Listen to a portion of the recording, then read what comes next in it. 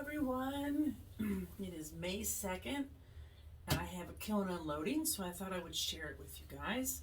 I know you guys didn't get to see me paint some of it, which I should have done some videos, but if you've been following me, you know I've been working on my master bathroom. I've been tiling and I got about halfway done, and not without I ended up dropping the toilet and I broke the toilet in half, so I had to get a new toilet to put in. So, and then I was painting and dropped the bucket of paint, and I didn't drop the whole bucket of paint, okay. I spilled a little bit, and then I stepped on it, and then I got on a ladder, and then I got on myself, and then I tracked it to the house. So it was like, it was kind of crabby. So I just painted this, and I have a show coming up this weekend, Saturday, May 7th, the day before Mother's Day, 10 to 4. It's in East Walnut Hills, and it's on Madison Road. It's the Clay Alliance Spring Pottery Fair, so it's all pottery. There's like 40 vendors there, I guess. So hopefully it'll be nice, and we won't have any rain, but we have a 40% chance, and it usually does rain there. But I'm bringing my horse trailer, my renovated horse trailer that I have a little pottery retail shop I set up in there, kind of like a little boutique, and so they let me bring that, so I'm pretty excited about that. So if it does rain, I'll be kind of high and dry, and I won't have a tent to get wet. So anyway, so I thought I'd at least share this kiln unloading with you guys. This will probably be, I might do a video, I want to do a video on clear glazing over your underglazes, because everybody's been asking me about that. And so I'm going to do a video on that. And when I go to work on Wednesday teaching pottery. I think I have some pottery down there I can glaze, and maybe show you guys some stuff. If if you're interested. I don't know what else you want to see. It seems so boring to me anymore, but anyway. But I appreciate all the good things you guys always say. It always lifts my spirits, especially after the last kiln opening, which wasn't that great. So anyway, let's lower you down and see if you can see this, because there was a glare. I'm in a little greenhouse outside of my house, if you can tell. And this is where I keep the kiln and my wheel. My studio is in the back of the house. In this way, you can see how I put my redbirds in here. I think you can see. Yeah. Let me see. See, there's a shot. See, that's the problem with the greenhouses. I usually let the. Oh, that's pretty dark. I think you can see though, can't you? There we go.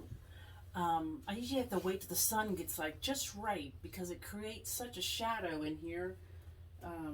But you can see how I stack the redbirds, right? I just kind of stand them up in here, and you don't want them, leaning too much, because you can bend the beak. I had that happen one time, but I just kind of stand them up, right? I lean up against the side of the kiln, and because they're underglazes, they don't stick to the kiln.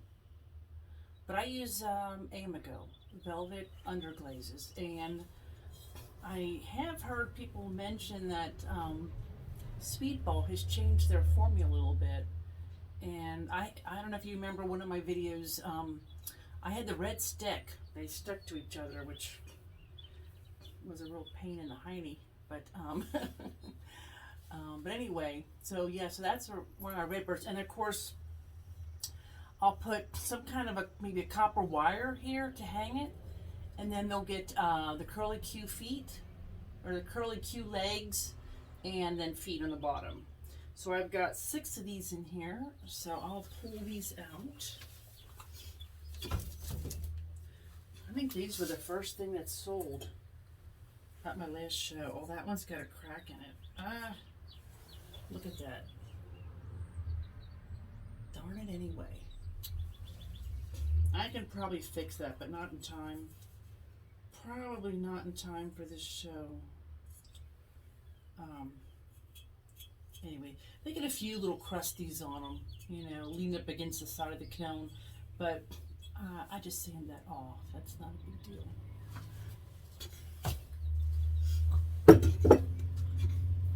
Oh gosh, this one's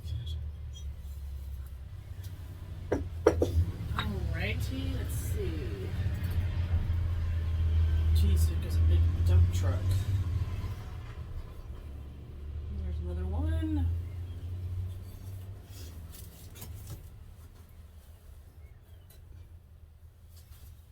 Yeah, see, that gets a little bit of the kiln wash off the shelf, but I just sand that off. Aren't they cute?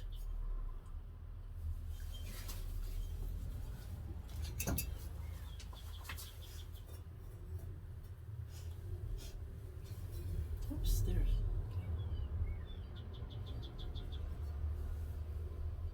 So I have some of these at the show. Oh gosh, this one's. I'm noticing that a couple of these have, gosh darn, have some cracks in them. I don't know if that's. I did find out that this Kentucky Brown Bear that I've been using does not have grog in it. And I did not realize that. I just bought 4 more boxes of that. This one is good. But gosh, so, you know, if you're going to use a clay that you're going to throw with and you're going to hand build with, it needs grog in it. That's why I use the B-Mix 5 with grog, because it's good for throwing and it's good for hand building. But if you don't have grog in it, you know, I've had problems with my handles cracking lately, and now I know why. I made all these this one's okay. My clear glaze did not turn out that clear on here either. It's a bummer. These are those transfers, some LN transfers with the red birds. I just love those. But I made a bunch of these mugs, and I think 4 of them, at least 4 of them, the handles cracked. And I had them wrapped up, and had a couple of the bottoms blow off, and oh my gosh. That was at the last bisque kiln firing. So this is a bowl you've probably seen before. I refired it, because if you remember, it had a bunch of gaps here where I must have forgot to put a second coat on. I probably dipped this bowl, maybe. But anyway, so I'd refired it, and it turned out okay. It's you know, it's sellable, because it's, you know, it's just kind of an organic looking bowl. So if you can see that, try to get it in the sun here with this weird, I don't know, can you see? Oh, I don't know. Looks like there's a shadow on it in my photo. But anyway, yeah, when you refire stuff, rarely does it ever come out better. I don't know, at least in my perspective.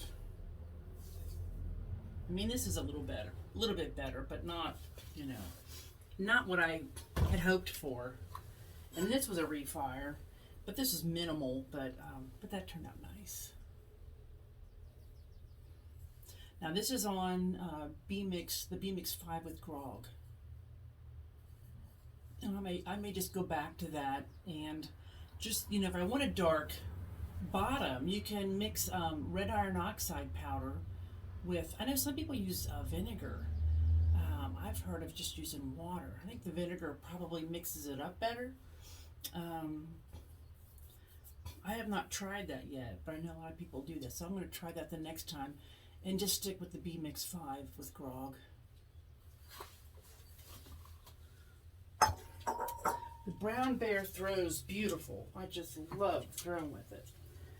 But even then, I have, you know, some problems with the S-cracks in the bottom, and it's more like a brown porcelain clay, so it's a little bit more finicky. Okay, so I did a whole bunch of these. See, I just love that. I do love the dark clay. So I just threw a whole bunch of these just for little dipping bowls for the platters I made. Gosh, this turned out beautiful. Look at, if you can see how smooth that is, and I just did them in an off-white, like an antique white. This is Doe Skin by Western. One of my favorite.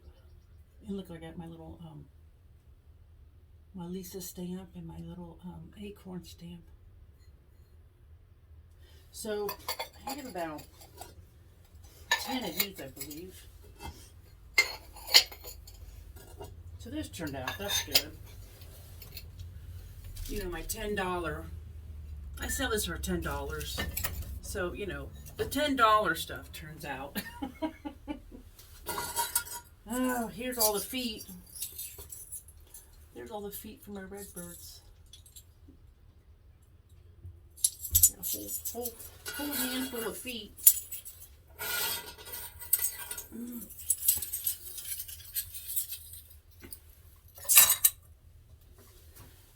my bluebirds. Made some little bluebirds. Just little fun, you know. They're made out of pinch pots, and then they're underglazed. And I did not put a clear on here because I wanted them to look kind of rough. I didn't want that glossy finish. It's amazing how much this stuff shrinks too.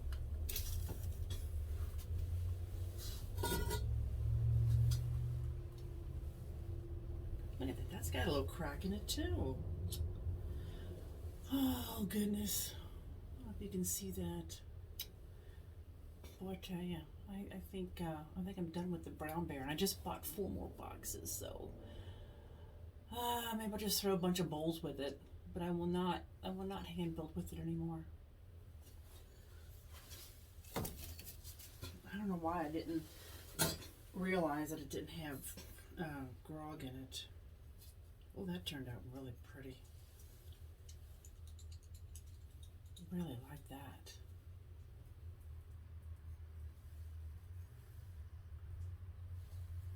And it's dark inside. Yeah, see then you find, you know, you get things that you love and you're like, well, maybe I'll keep using it, but this one here, after I threw this, I dipped it in a white slip. And then I bisque fired it. Well, then I put the handle on. Then I bisque fired it, and then I glazed it. So, hi Ernie. Hello. So here's another one. Oh, that turns out nice too.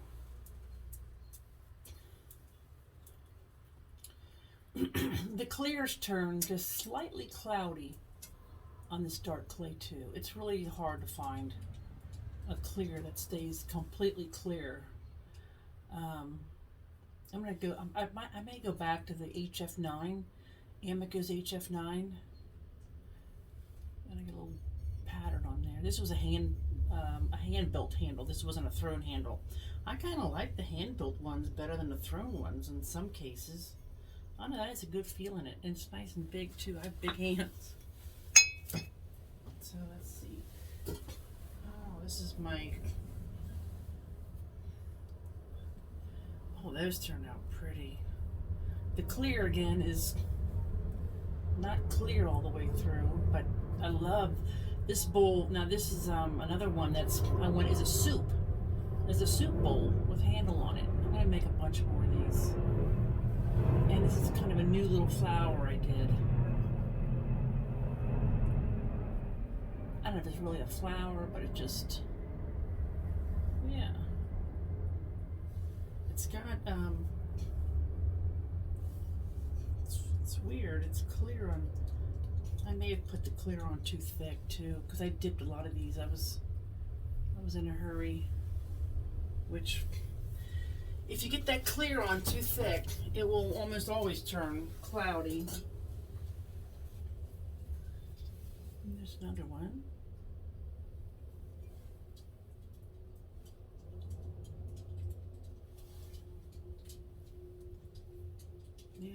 I like how the underglazes, they kept their colors this time. Sometimes these burn out for me and I end up with all one color. But it helps to let your underglazes dry out a little bit. I know I hear some potters talk about watering them down, but I've never had good colors if I water them down. Oh, that's a nice one too. I like this shape where it's bowled out a little bit. Yeah, I'm going to make some more. I really like the shape of that. I'm going to make some more of those. The question is, I'm going to use the brown bear. I don't know. It's when I see things like this, I just love the two-tone colors. So when you're dipping these in slip, once you throw them, you have to wait till they get, I let them get just a little bit before leather hard. So, but you want to be able to pop them off your bat and then trim them and then dip them and then put the handle on. So it's kind of tricky with the mugs, trying to get it. If you put the slip on too late, the slip will crack off. Because you know your slip is so watery, and you're putting it on, you know, leather hard clay, so they're going to dry at different rates. And that's why it wants to crack off, because your cup or your bowl's going to be drying at a faster rate than where the slip is. So you don't want to wait too long to put the slip on. Okay, so here's a bunch of mugs. These are all pretty much the same.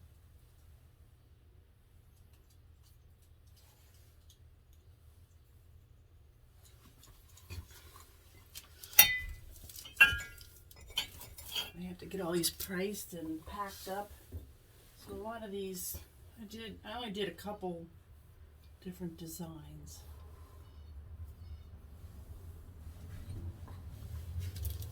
I don't know if you can see down in here still.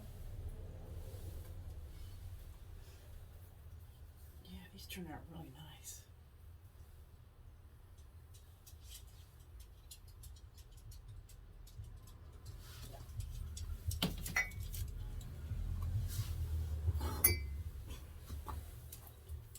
I think this is one the handle cracked off, so I said the heck with it and knocked it off and sanded it down. And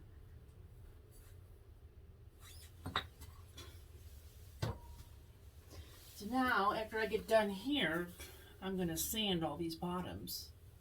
I have a 60 grit sanding pad from Diamond Core Tools, and so I'll sand all the bottoms.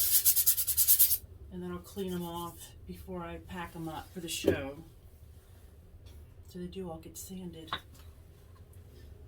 If they have a lot of glaze strips, I have a diamond, I don't know if it's Diamond Core, but I have a metal disc on my wheel.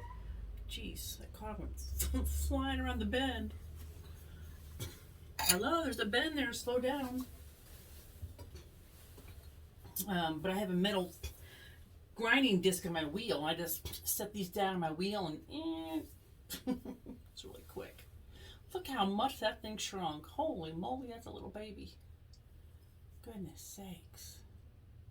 See, so if you have a clay without grog, it does shrink more than a clay with grog,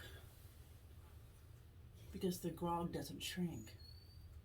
You know, and like porcelain and that, they have a higher shrink rate, because it's basically all, you know, like slip. There's a lot more water in it. Well, that turned out nice too. Well,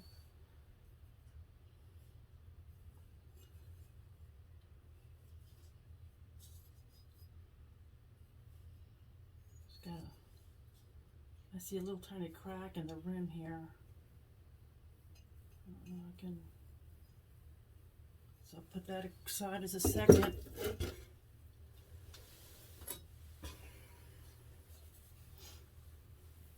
another one. Oh, jeez. If you hear me scream, there's a wasp in here. I just shooed him out before. I don't know why he keeps coming back in here. My greenhouse is open though. That's the roof is open. I just got some drips from the slip, which I don't really care for, but get out of here, Mr. Wasp. Out. Out. Shoo, shoo. Shoo.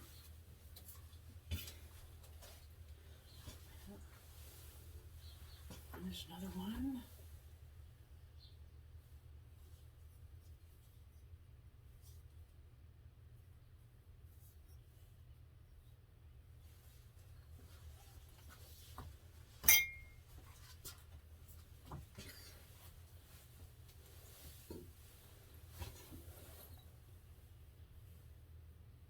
Another one.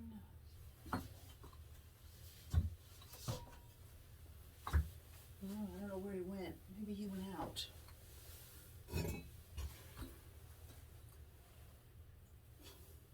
So this is another one with the transfer. I really like those. I thought they would stay a little whiter though. About the birch, the birch trees would stay a little whiter, but it's still pretty cool.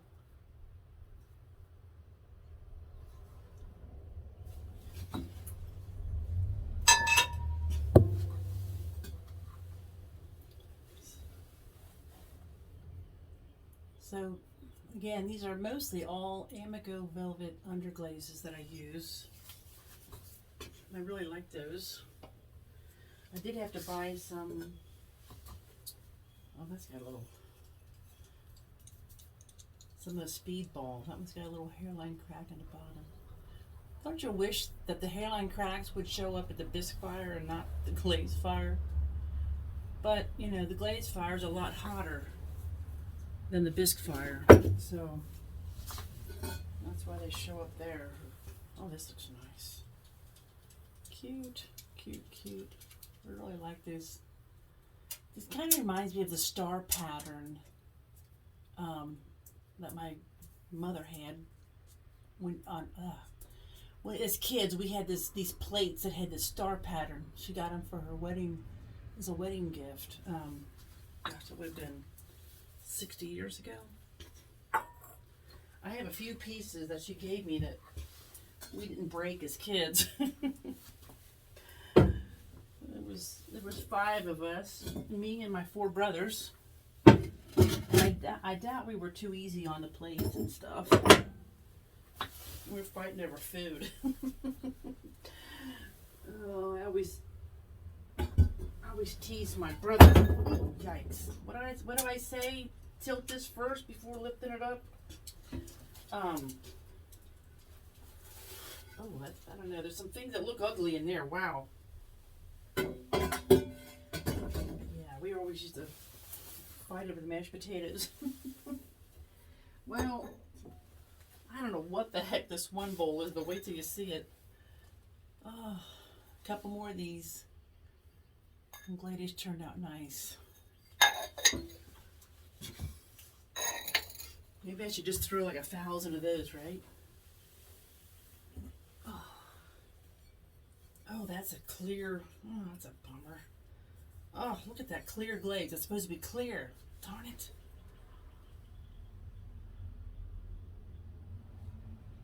That's a bummer. I don't know if I can.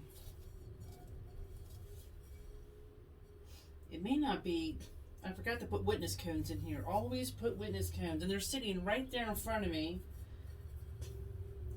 The bowl turned out great where I glazed. And even the clear is very clear here. But I think the problem is the clear does not like the brown clay. And it could be that the brown clay gets a little hotter and it has a reaction. So, yeah, I don't,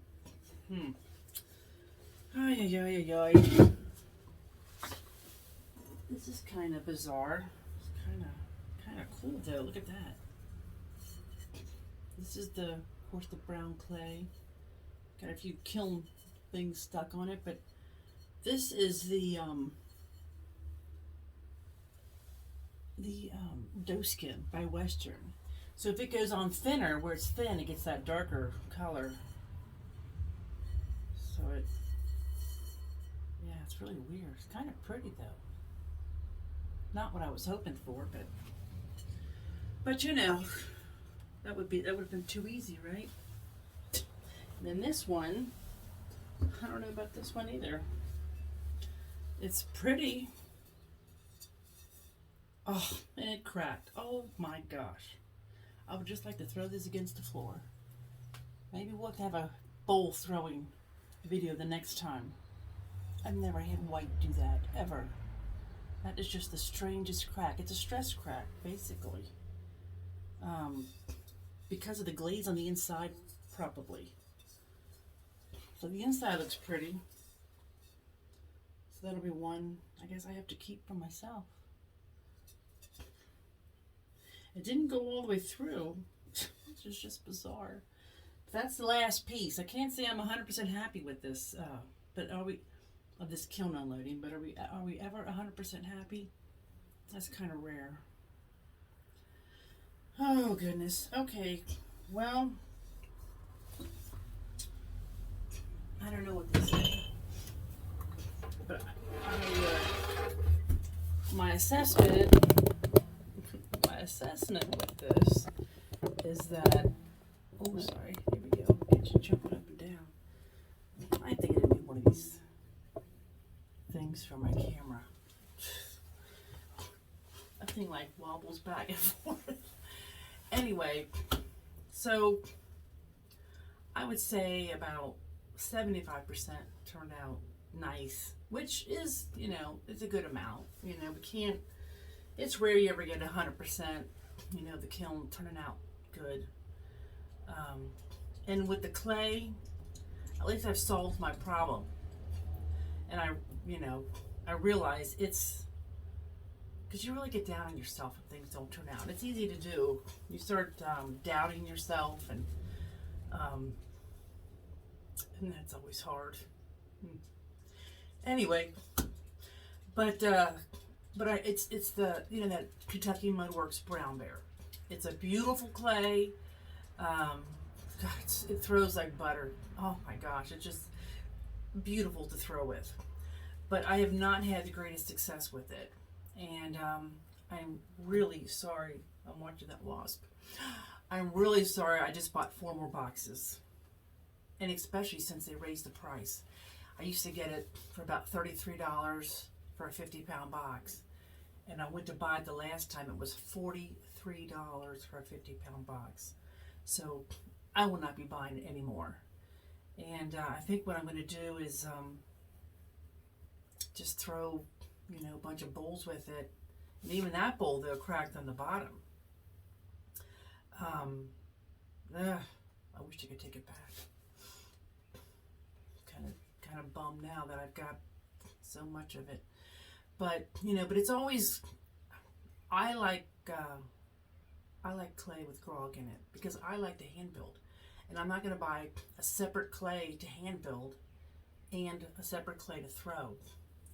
So, yeah, I'm very disappointed in how it turned out. So, anyway, but it's a beautiful day and the sun is shining, and we can all be happy for that we live in a safe place.